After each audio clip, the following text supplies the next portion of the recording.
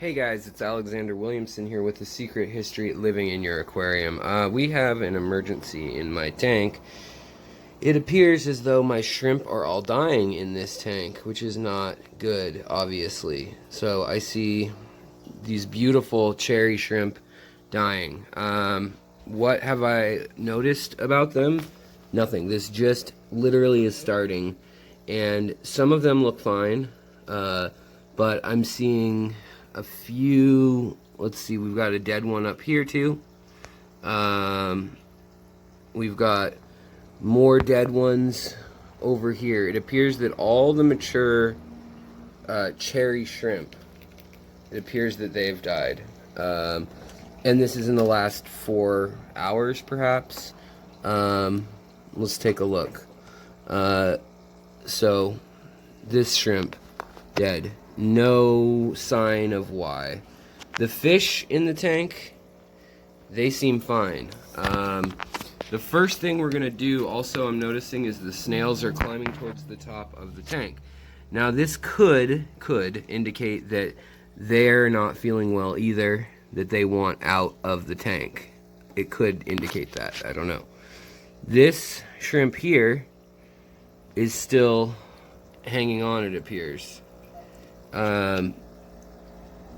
It appears that this one is still okay. This is a buried female. Now most of these were buried females because this is my nursery tank. This is where the buried females hang out. So I'm looking for any signs of parasites or anything like that. That shouldn't kill a group of shrimp swiftly like that anyways. So really what we're looking for is some sort of wow, why won't this focus? Some sort of maybe ammonia, copper, I mean, something could have gotten in there perhaps. So we got to figure out what that is.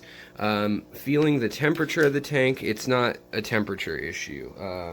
We'll double check just to make sure. And then we're going to have to do, obviously we'll do an ammonia check in just a moment. 79, it's a little warm. It's been very hot though, so that shouldn't be it.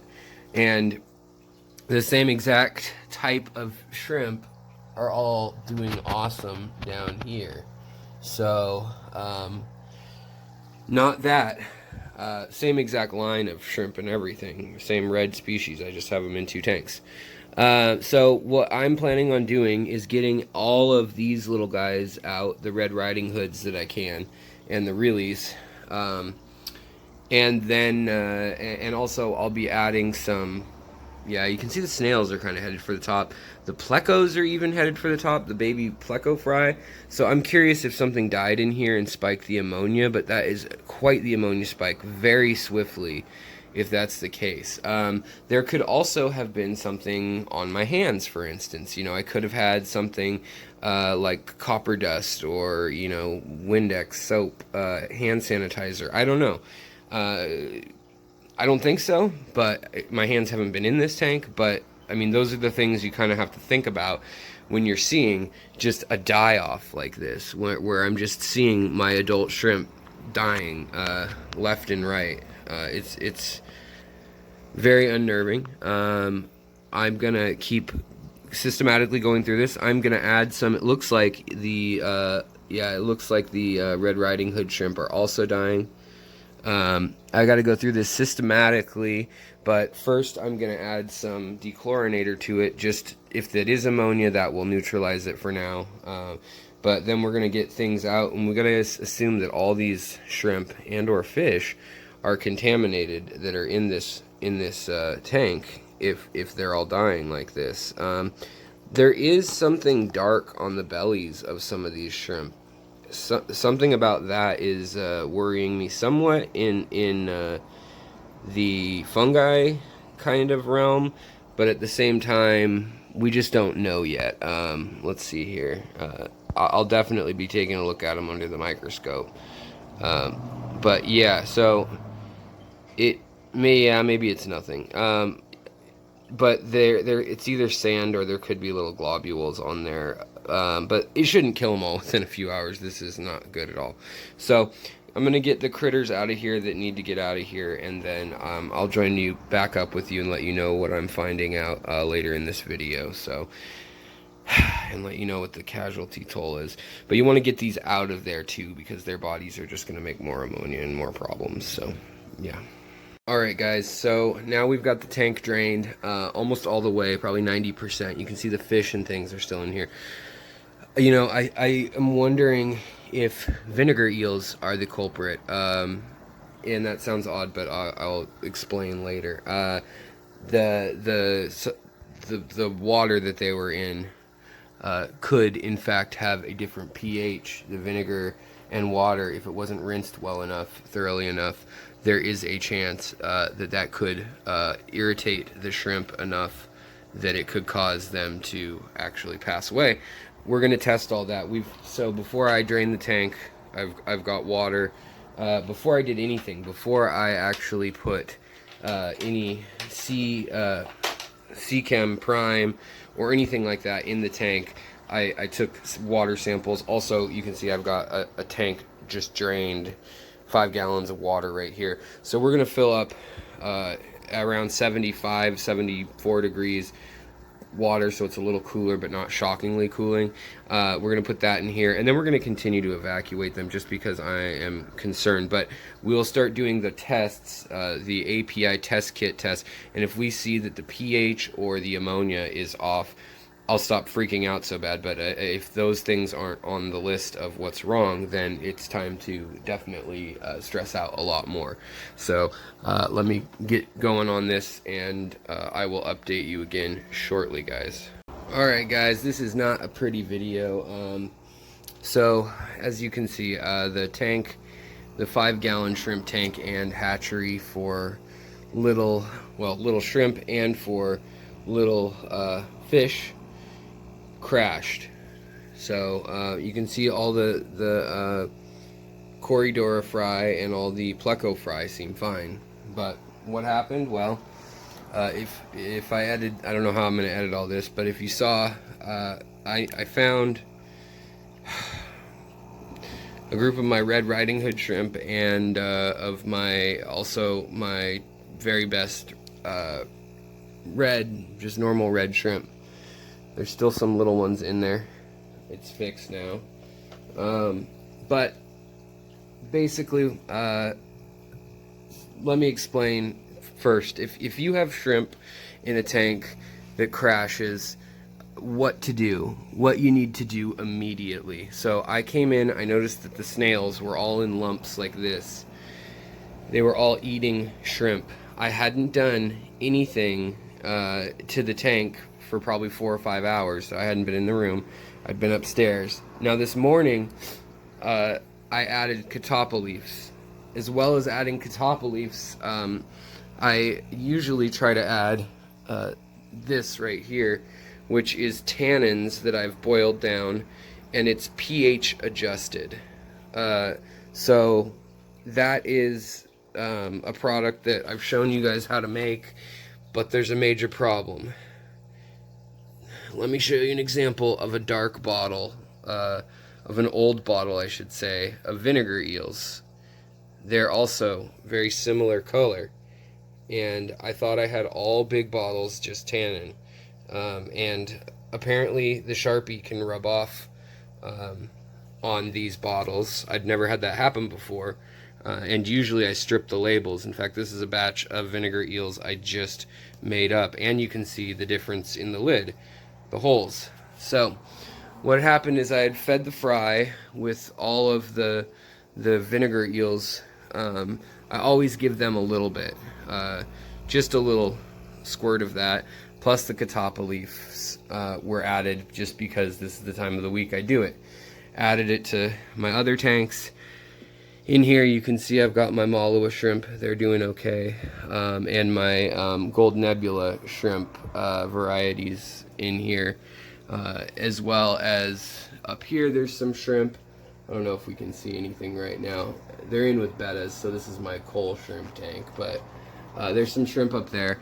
And then my rescued shrimp from this crash tank are all right here. And they'll remain here for a moment. I'll explain what exactly I did. how I rescued them per se. Just wanted to show you that I'm not totally inept at this. There's also some green dragon or some green jade shrimp in here. I don't know if you can see that one back by the little goby back there with the yellow on it, but there's several in here also of the green jade shrimp from Aquatic Arts that I got. These are second and third generation Little Red Riding Hoods. These are the only two original generation I have from Aquatic Arts, these two females here. So it was really important for me to get these saved because they're not easy to find, at least for me. I've never seen them before. They're similar to Riley, but a unique morph. And then over here, my Blue Dreams, everybody's doing okay. They're on their catappa leaves eating. They're all eating the biofilm. They're happy, sassy. I don't know what else you want to say about that. Same with these guys. So these are the same exact red neocaridina shrimp right here as were in the other tank. I just selected the most vivid and also the pregnant females to put up in the tank up here. So what happened, you see the watercolor is not good. It's milky.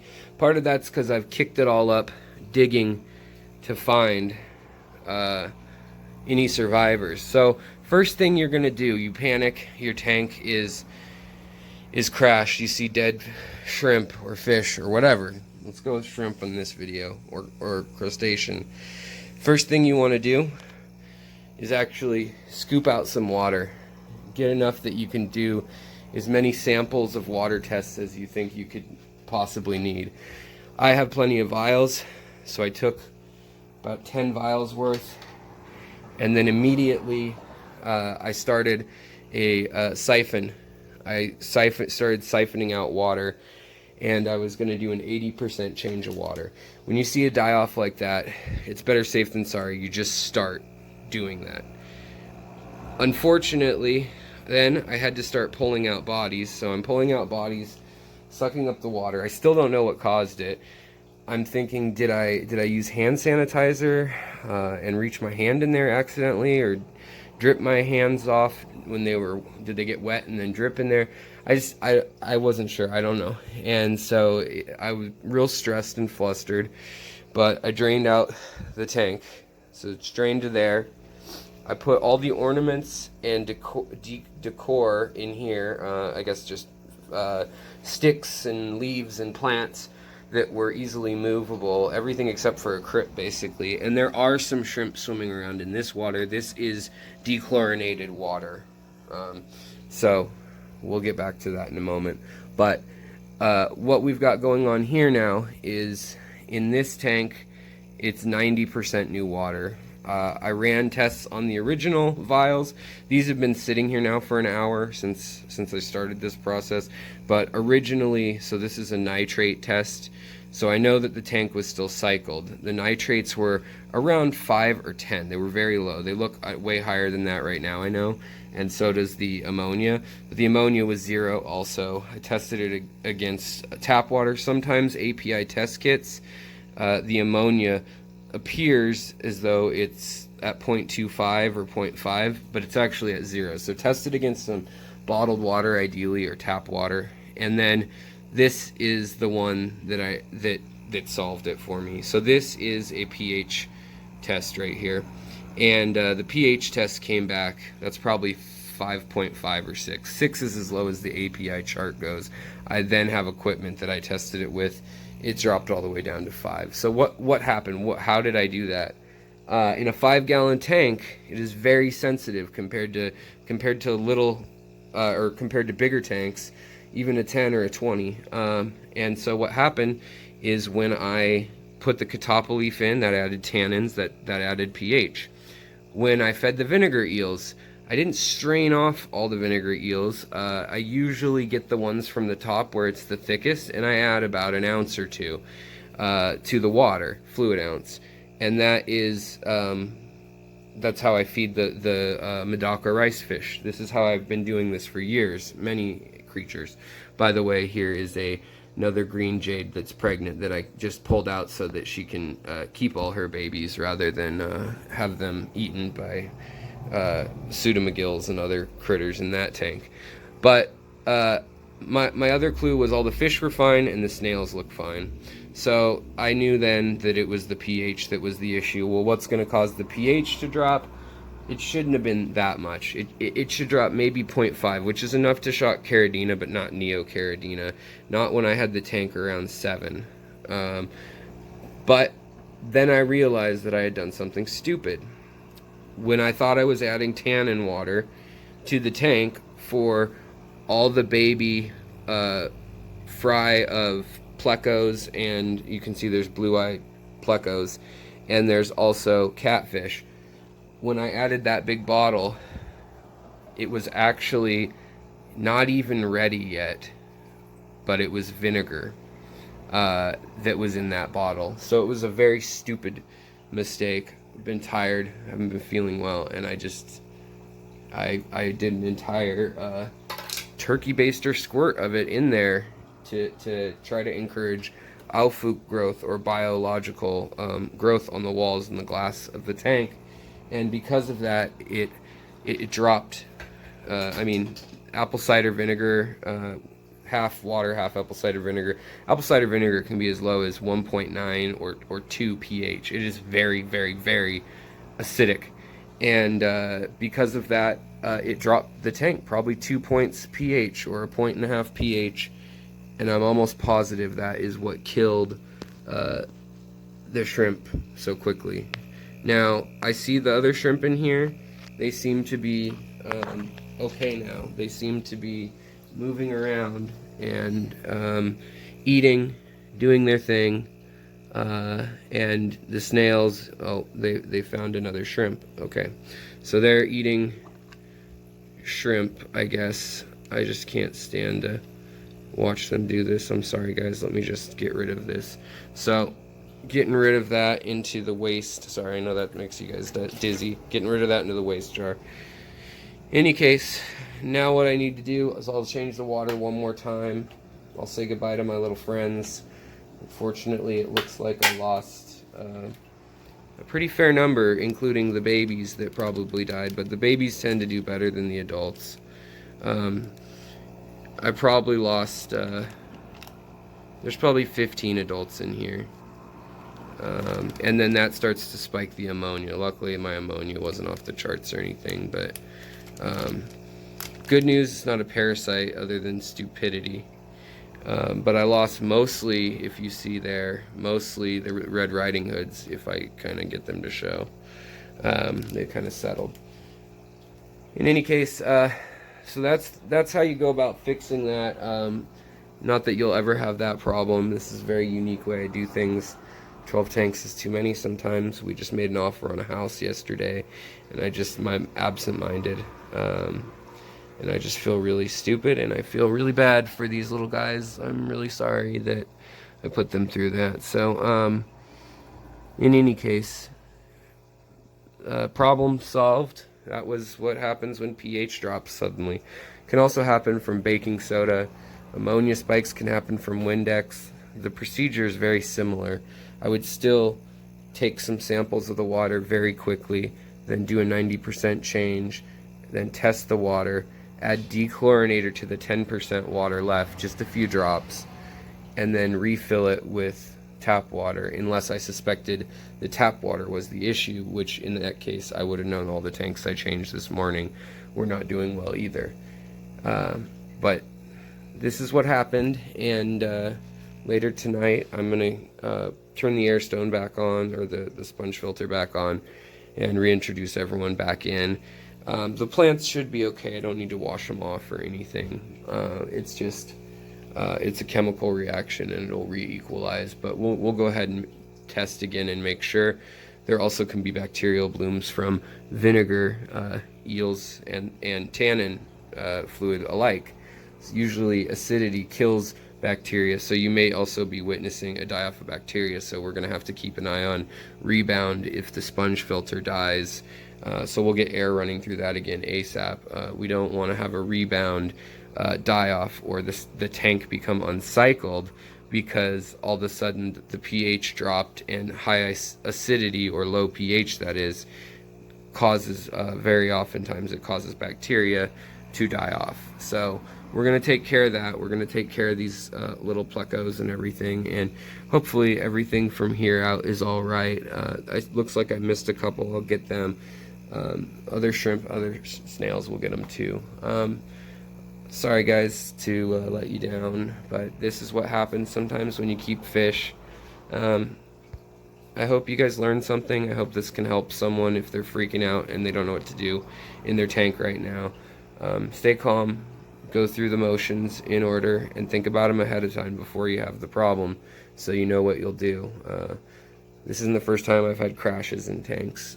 This is the first time I've probably done something this purposefully dumb, I guess, or not purposefully, but dumb. So, alright guys, I'll talk to you later. Links to these wonderful shrimp of all varieties from Aquatic Arts, as well as plants, catappa leaves, and all sorts of things at Aquatic Arts, who I have been working with, and we have a giveaway going on the channel right now. So, yeah. Alright guys, and if you want to contribute to rebuilding this little colony here, maybe we do something new, I don't know. You can always help out on Patreon. Even $1 a month really helps a lot. So there's links below to that kind of stuff too. Alright guys, take care of yourself, take care of your critters, and I'll talk to you next time.